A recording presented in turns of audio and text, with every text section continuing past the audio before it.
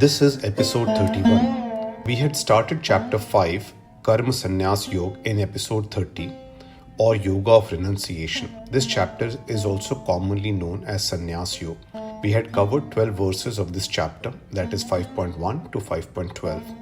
Today, we will cover 8 verses, which are 5.13 to 5.20. Let us start first with the literal translations, and then we will talk about some interesting things. Starting with verse 5.13. Sarva karmani manasa sanyasya asate sukham vashi navdware pure dehi na ev kurvan na karyan. God says, the soul, after having controlled all senses and having renounced or relinquished actions, resides happily in the body. The soul is then neither doing anything nor is the cause of anything. In other words, neither is the soul doing anything by itself nor using others to cause something. The embodied soul that has renounced all actions and is in control of senses neither does anything nor uses others to cause anything and happily resides in the body. The reference to the city of 9 gates refers to the body and its 9 openings. This is verse 13, and then verse 14 is Na kartritvam na karmani lokasya srijati prabhu na karma phal sanyogam subhavah tu pravartate.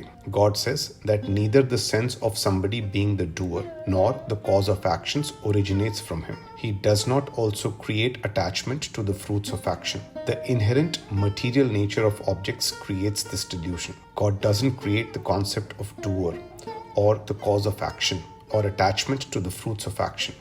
So this is verse 14, and then verse 15 is Na adatte kasichit papam na cha ev sukritim vibhu agyanen avritam jnanam ten muhyanti jantava. We had covered verse 15 of chapter 5 in episode 6 as well, when I had covered a few verses that influenced my thinking, and this is one of those verses. The literal translation of this verse is that God does not receive or account for the sinful or virtuous deeds of anyone. Living beings are deluded, confused, or bewildered on this point because their knowledge is covered or eclipsed by ignorance. So God doesn't keep a tab on anyone's virtuous or sinful deeds. This was verse 15, and then verse 16 is Jnanen tu tad jnanam yesham nashitam atmanah tesham adityavat jnanam prakashayati tatparam. God says that those whose ignorance is destroyed by knowledge manifest the supreme entity inside them, just as the sun illuminates everything when it rises.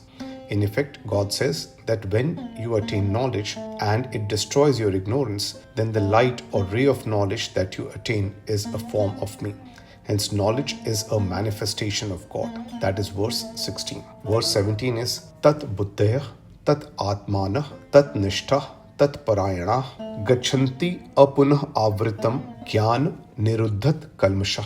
God says that those whose intellect is fixed in God, who are completely devoted to God, who have focused themselves to reach God, and whose sins have been dispelled by the light of knowledge, such persons quickly reach the state from which there is no return. Such persons attain eternal peace from where there is no possibility of return. So that is verse 17. Verse 18 is Vidya Vinay Sampanne Brahmane Gavi Hastini Shuni Chaiv Shopake Cha Panditah Samdarshina. God says, the truly learned who are equipped with knowledge and good behavior see a Brahmin, a cow, an elephant, a dog, and an outcast with equal vision. I will not spend much time on verse 18 because such verses create confusion. It's correct to state that a Brahmin, a cow, an elephant, or a dog has to be seen with equal vision. But I am not sure about the outcast. Who could be an outcast in God's eyes? I don't understand this word, so I don't know where this word comes from or what the actual interpretation of this word is. Hence, such verses confuse me. But anyway, it implies that the truly learned who is equipped with knowledge and good behavior sees everyone equally. This is verse 18, and then verse 19 is Ihaiv tarjata sargo yesham same sthitam mana nirdosham hi samam brahma tasmad brahmani te sthitah. God says those whose minds are at peace and firmly established in self conquer the cycle of birth and death in this very life. They establish themselves in Brahma, which is innocent and equanimous. So that is verse 19. And then verse 20 is Na prahishet priyam prape, na udvijet prape cha apriyam, sthir buddhi asammuda brahmavit brahmani stita. God says that one who knows Brahma and is established in it, and whose intellect is steady, non-bewildered and non-delusional, neither rejoices in getting something pleasant nor grieves on experiencing the unpleasant. This is verse 20, and these were the literal translations. Let's go through some interesting implications. Let's cover verses 5.13 and 5.14 once again. God says, Sarva karmani manasa sanyasya आस्ते सुखम वशी नव द्वारे पुरे देहि न एव कुर्वन् न कार्यं न कर्तृत्वं न कर्माणि लोकस्य सृजति प्रभु न कर्म फल संयोगम स्वभावः tu pravartate. God says the soul, after having controlled all senses and having renounced or relinquished all actions, resides happily in the body, thereby doing nothing and not being the cause of anything. God does not create the concept of doer, cause of action, or attachment to the fruits of action. Such delusion is created by the inherent material nature of objects and as perceived by our senses. I mentioned previously that chapter 5 is a clarification and reiteration of chapters 1 to 4 in many aspects. In these verses, God says that attaching yourself to the fruits of action and thinking of yourself as the cause are delusional and not something you should get entangled with. Next, verse 5.15 is Na adatte kasachit papam na cha ev sukritam vibhu agyanen avritam jnanam ten muhyanti jantava. God doesn't keep a tab on anyone's virtuous or sinful deeds. Living beings are confused or bewildered on this point because their inner knowledge is covered or eclipsed by ignorance.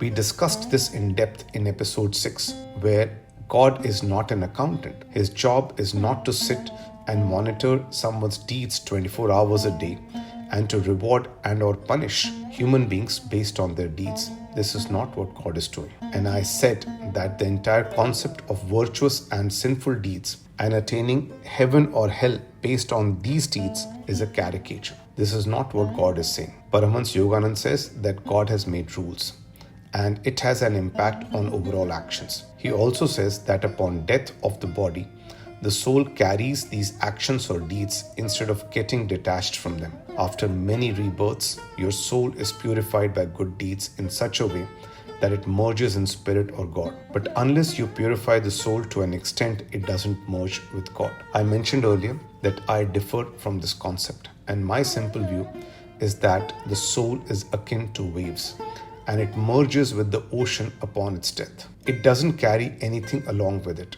So your good or bad deeds impact your happiness here in this world only. If you do a good deed, then you automatically feel happy from within. And if you are involved in a bad deed, then no matter how many material objects you may own, the happiness from within is always missing.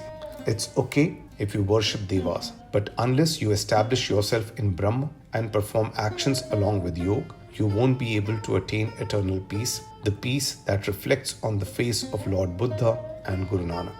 So the impact of actions along with yoga in this birth is whether you are happy or not, or whether this happiness is temporary or permanent and eternal.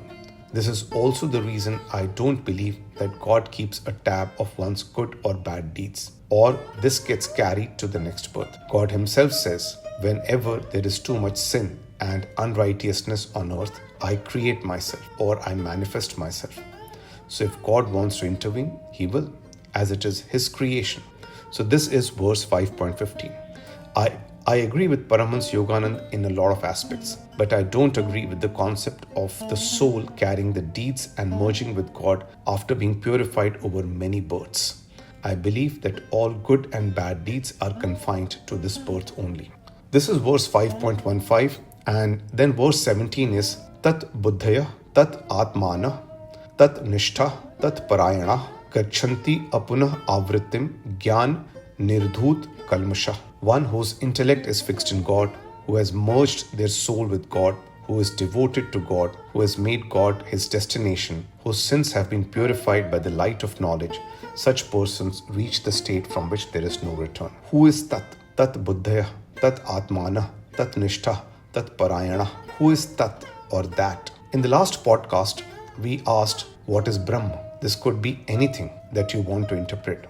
This could be in a physical form, in unmanifested form, could be eternal peace, skill in action, or knowledge. Today, we read verse 5.16, wherein God says, I manifest myself when you become enlightened with knowledge. So it could be knowledge as well. It could be the best of the best of the best. God himself says, I am Airavat, or king of elephants among elephants. Arjun amongst the Pandavas. That is, I am the best of the best. This further means that God is excellence and essence, because he says, I am the radiance of the sun and fragrance of the earth. It is upon you what you want to believe. And the truth is, whatever you want to interpret as God is the objective of your righteous battle. In my opinion, God or Brahma has multiple forms. It is up to your interpretation, and God is also the objective of your righteous battle. This was verse 5.17. We will stop here. Thank you.